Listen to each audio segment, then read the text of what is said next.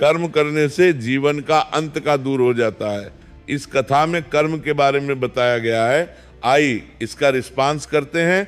आप सभी को देखते रहिए। हमारा YouTube चैनल अगर पसंद आए आध्यात्मिक कथाएं तो लाइक, सब्सक्राइब और कमेंट जरूर करिए। चलिए शुरू करते हैं कथा। बहुत प्राचीन समय की बात है। हिमालय की तलहटी में धर्मपुर नाम का एक समृद्ध नगर था। वहां का राजा था राजा रुद्रकेतु।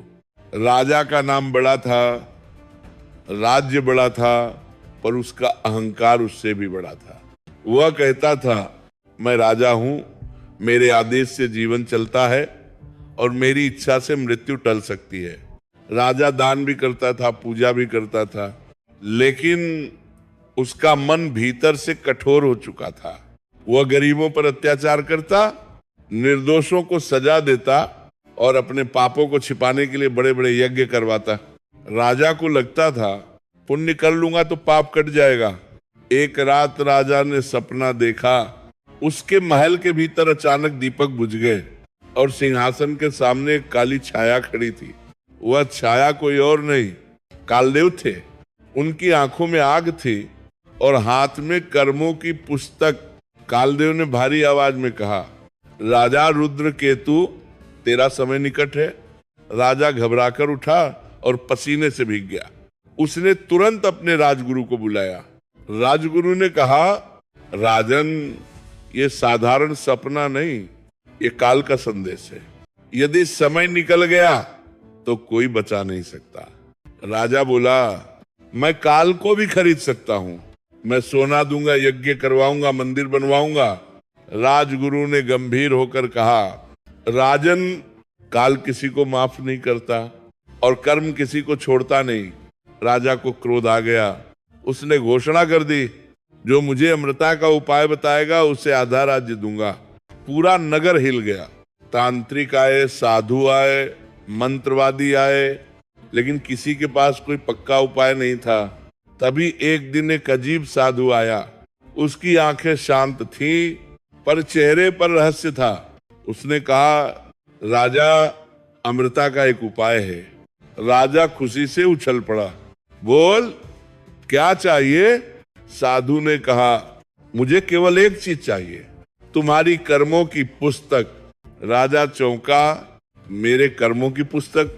साधु मुस्कुराया, हाँ, जो तुमने किया है वही तुम्हें मिलेगा, लेकिन यदि तुम उसे मिटा सको तो काल भी पीछे हट जाएगा। राजा लालच में आ गया। उसने उसी रात साधु को महल में रोक लिया। आधी रात कर्मों की पुस्तक खुली। रात के ठीक 12 बजे महल के दरवाजे अपने आप बंद हो गए। हवा भारी हो गई। दीवारों पर अजीब सा नाचने लगे। साधु ने राजा से कहा, अब अपनी आंखें बंद करो और अपने जीवन के कर्मों को देखो।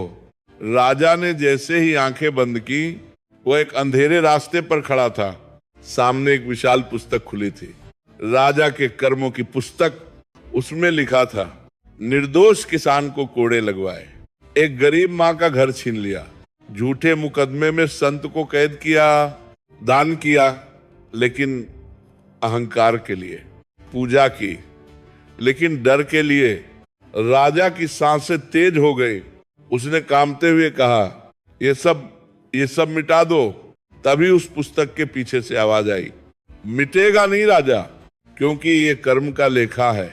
राजा पलटा और उसके सामने स्वयं कालदेव खड़े थे। राजा डर से गिर पड़ा। कालदेव बोले, राजा, तुमने समझा था कि धन से सब खरीद लोगे, लेकिन काल न बिकता है न झुकता है। राजा रोने लगा, मुझे एक मौका दे दो, मैं सब बदल दूंगा। कालदेव ने कहा, मौका हर इंसान को मिलता है, लेकिन वो मौका तब तक रहता है जब तक समय की रेखा समाप्त नहीं होती। राजा बोला, तो क्या अब कुछ भी नहीं हो सकता? कालदेव ने कहा, हो सकता है यदि तुम आज पश्चाताप से कर्म बदल दो, क्योंकि कर्म का नियम कहता है गलत कर्म का फल निश्चित है, पर सही कर्म का आरंभ भी पुण्य बनता है। अचानक राजा की आंखें खुल गई। वह अपने सिंहासन पर था और सामने वही साधु बैठा था। साधु ने कहा, राजा, तुम्हारे पास अभी भी समय है, पर बहुत कम। राजा की आंखों में घमंड नहीं था, अब वहां डर नहीं, जागरण था। उसने उसी दिन आदेश दिया, जिन लोगों पर झूठे केस लगाए गए थे उन्हें मुक्त किया जाए, जिन गरीबों की जमीन छीनी थी उन्हें वापस दी जाए, जिन निर्दोषों को दंड मिला था उन्हें सम्मान और धन दिया जाए, नगर में अन्न छत्र और औषधालय खुलवाए जाएं। राजा रात दिन खुद सेवा करने लगा। लोग हैरान थे। राजा बदल गया। कुछ दिन बाद राजा अकेले मंदिर में बैठा था, तभी वही भारी हवा चली और कालदेव फिर प्रकट हुए। राजा डर गया लेकिन हाथ जोड़ दिए। कालदेव बोले, राजा तुमने अंत में समझ लिया, मैं तुम्हें जीवन नहीं दे रहा, मैं तुम्हें सुधार का सम्मान दे रहा हूं। राजा ने कांपते हुए कहा, क्या मेरा अंत आ गया? कालदेव बोले, अंत सबका आता है, पर जो इंसान अंत से पहले सुधर जाता है वह मृत्यु के बाद भी लोगों के दिलों में अमर हो जाता है। और उसी क्षण राजा ने शांत मुस्कान के साथ आंखें बंद कर दी। नगर में शोक था, पर उससे बड़ा था सम्मान। लोग कहने लगे, राजा मरा नहीं, राजा जाग गया था।